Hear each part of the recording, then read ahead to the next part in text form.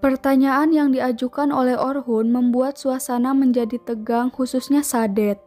Kemudian Sadet menjawab pertanyaan Orhun karena dia merasa tidak keberatan dengan pertanyaan itu. Adapun Hira mencoba mencairkan ketegangan ini dengan mengutarakan rasa syukurnya telah dipertemukan dengan keluarganya lagi. Namun tetap saja Orhun masih penasaran dengan penyebab kematian orang tua Hira sehingga dia mulai mengorek masa lalu Sadet. Orhun melakukan semua ini karena ingin memastikan kalau rekam jejak keluarga Hira bersih dari kejahatan. Lalu jika suatu saat Hira memilih tinggal bersama keluarganya, hatinya merasa aman karena mereka benar-benar baik dan tulus kepada Hira.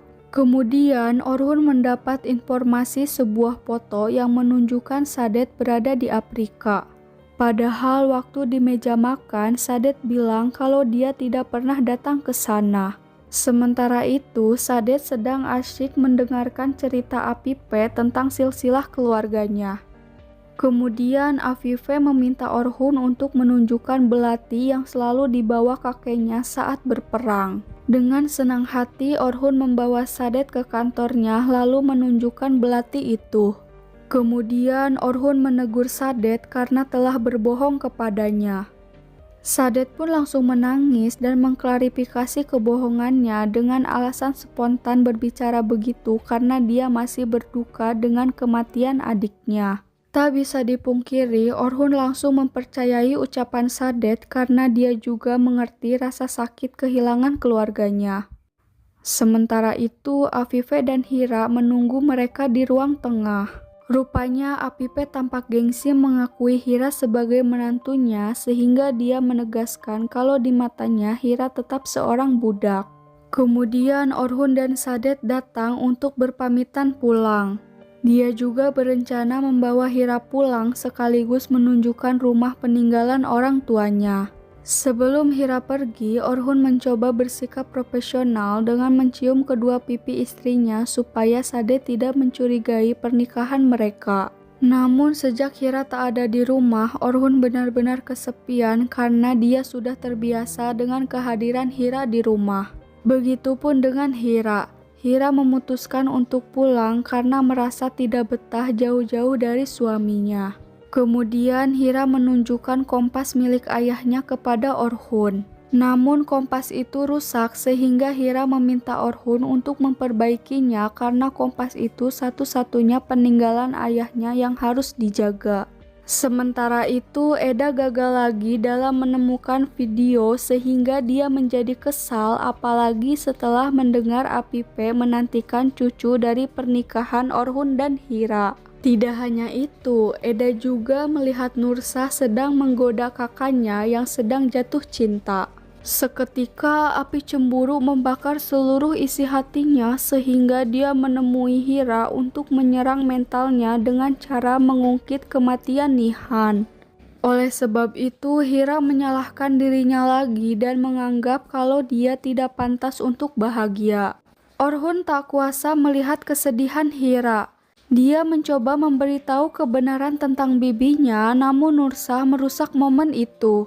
Adapun Nursah berpikir kedua kakaknya sedang bertengkar sehingga dia mencoba menghibur Hira agar tidak sedih lagi. Di sisi lain, Sadet sedang diselimuti kepanikan karena takut kejahatannya akan terungkap. Dia menyuruh anaknya untuk cepat pulang karena mereka harus menghancurkan bukti kejahatan mereka. Orhun bermimpi buruk sehingga dia tidak bisa tidur lagi. Kemudian Orhun menemui Yakub untuk menceritakan mimpi buruk ini. Adapun Hira menunggunya hingga pagi karena khawatir dengan keadaan suaminya. Rupanya mereka sudah mulai perhatian satu sama lain sehingga perhatian manis itu membuat hati Eda terbakar. Eda benar-benar marah dengan momen ini sehingga dia berani memaki-maki Hira di depan Orhun.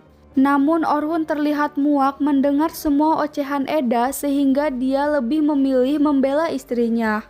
Eda pun semakin kesal mendengar tanggapan Orhun sehingga dia mulai mencurigai perasaan Orhun yang mulai jatuh cinta kepada Hira. Sementara itu Hira mendengar akhir percakapan mereka sehingga membuatnya gelisah apalagi Orhun tidak menyangkalnya.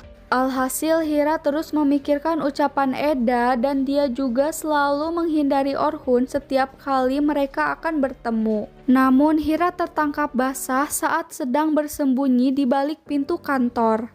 Untungnya Hira terhindar dari pertanyaan Orhun karena di luar terdengar seorang pria berteriak memanggil nama Hira. Hira pun langsung memeluk pria itu karena dia adalah temannya saat mereka tinggal di Afrika. Namanya Musa. Musa adalah salah satu orang yang menemukan Hira di lokasi kecelakaan. Namun setelah dewasa, Musa memutuskan untuk pergi ke Turki untuk bekerja. Alhasil mereka bertemu lagi setelah Musa membaca koran berjudul Pernikahan Hira dengan keluarga Demirhanlı. Kemudian Orhun menawarkan pekerjaan kepada Musa sebagai pelayan di rumah. Namun Afife menentang keputusan Orhun karena dia sangat muak melihat orang-orang yang berhubungan dengan Hira mulai berdatangan ke rumahnya. Hira yang mendengar ucapan mertuanya itu menjadi tak enak hati. Namun di sisi lain Hira juga ingin membantu Musa agar mendapatkan penghasilan yang layak daripada penghasilan dari pekerjaan sebelumnya. Sementara itu, Nursa sedang mempersiapkan kejutan untuk kedua kakaknya dengan cara mendekor kamar mereka.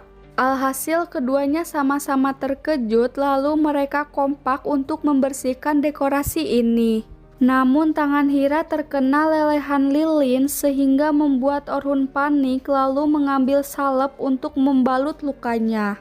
Kemudian mereka memutuskan untuk tidur dan Orhun bermimpi buruk lagi.